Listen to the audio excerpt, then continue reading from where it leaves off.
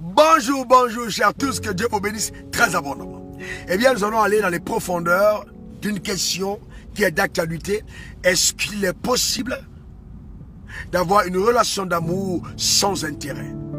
Pour répondre à la question, je dirais ceci: oui, c'est possible. Cependant, s'il y a une relation d'amour sans intérêt, c'est que cette relation est une relation immature.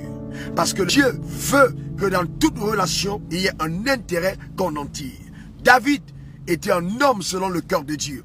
Face justement au combat qu'il a livré vis-à-vis de Goliath, quand il venait remettre à ses frères les vivres envoyés par son père, il a entendu dire: celui qui tuera ce Philistin, le roi le comblera de richesses, on lui donnera la fille du roi, et sa famille ne payera pas d'impôts en Israël. Alors il s'est détourné pour poser deux fois la question: que fera-t-on à celui qui tuera ce Philistin? Et moi je te pose la question: quand David décide de se battre, est-ce qu'il va se battre simplement parce qu'il aimait Dieu, sans intérêt, parce qu'il n'avait aucun intérêt dans cette relation? Non. David allait se battre, premièrement, parce qu'il a médité sur la récompense, et de deux, parce que remportant ce combat, il sortait le peuple d'Israël de l'opprobre, et de trois, il honorait ainsi le Dieu qu'il avait oint.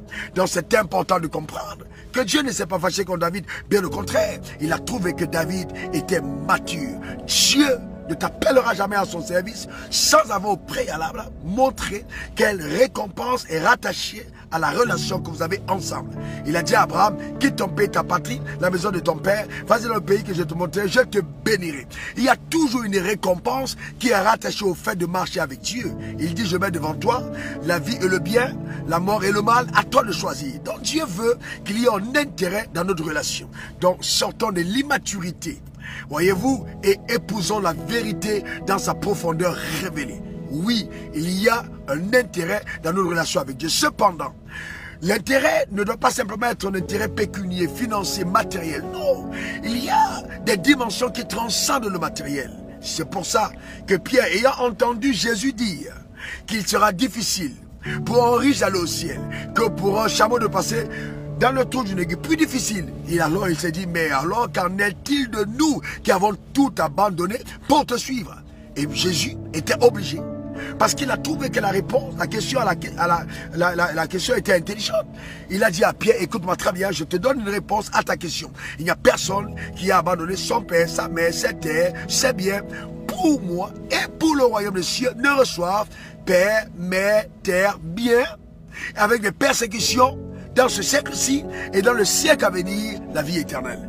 En d'autres termes, Dieu a une double récompense pour toutes les personnes qui marchent avec lui. Et il n'a pas de problème à ce que tu lui poses la question, que tu sois intéressé dans la marche avec lui. Il n'a pas de problème avec ça. D'ailleurs, c'est lui qui te propose les récompenses à venir. À celui qui vaincra, on donnera la couronne de vie. À celui qui vaincra, le nom sera écrit dans le livre de vie. Il y a tellement de belles promesses de Dieu qui se rattachent à la vie de ceux qu'il appelle. C'est pourquoi je voudrais donc te demander de méditer sur toutes ces récompenses, sur tout ce qu'il y a comme récompense à la foi, qui t'appelle à marcher avec Dieu. D'ailleurs, la Bible dit: sans la foi, il est impossible de lui être agréable, que celui qui s'approche de Dieu croit que Dieu existe et que Dieu récompense ceux qui le cherchent. Donc ça veut dire qu'il y a une récompense à ta foi. Je prie que cette semaine, par la grâce de Dieu, cette récompense t'accompagne dans le chemin de ta destinée et que les combats que tu livres te donnent de voir la main de Dieu intervenir de façon puissante. Pourquoi donc te plaindre qu'une femme soit intéressée? Je voudrais dire à une femme: n'épouse jamais un homme qui n'apportera pas une plus-value à ta vie. Il faut un intérêt dans votre relation. Il faut un intérêt, justement, il faut que cet homme puisse te donner de connaître un autre niveau de splendeur. Tu n'entreras pas dans une alliance qui va te tirer vers le bas.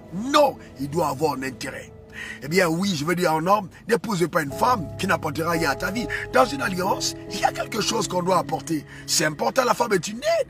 Elle ne vient pas simplement consommer les ressources d'un homme. Non, elle vient apporter quelque chose à la vie de l'homme. Donc préparons-nous individuellement à donner, car il n'y a plus de plaisir à donner qu'à recevoir. Et que toute personne qui rentre en contact avec nous tire un intérêt de la relation qu'elle a avec notre personne. Et là, nous allons aller dans la dimension de maturité. Que Dieu te bénisse abondamment. Que la grâce de Dieu t'accompagne. Que les faveurs de Dieu te gardent. Homme, prenez soin de vos femmes.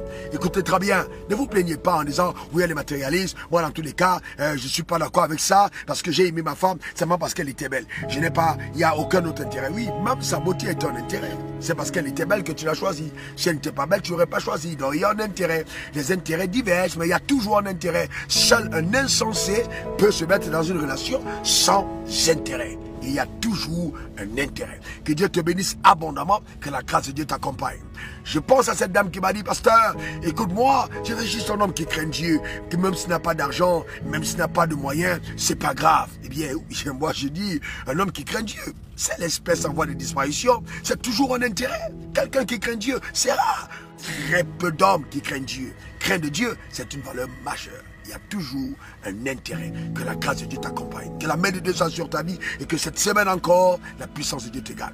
Il ne faut jamais, jamais accepter un emploi, un travail, quelque part, sans voir quel est l'intérêt que tu tires de ce travail. Toutes les décisions que tu prendras dans la vie, il faille déjà méditer au préalable sur la récompense. Si tu comprends que la récompense qui est rattachée à l'action que tu poses, alors la résilience sera ton partage. Tu pourras persévérer et sachant qu'au bout, il y a quelque chose qui te sera accordé comme récompense. C'est-à-dire qu'on te donnera après avoir rendu un service, même s'il est laborieux. Cette semaine sera incroyable. Cette semaine sera particulière. La faveur t'accompagnera. La main de Dieu est sur toi. Tu es béni et comblé. Au nom suprême de Jésus, donne-moi 3 bons amen. Amen. Amen. Amen. Pour te servir, c'est encore moi, Raoul Wafou. Au revoir et à la semaine prochaine.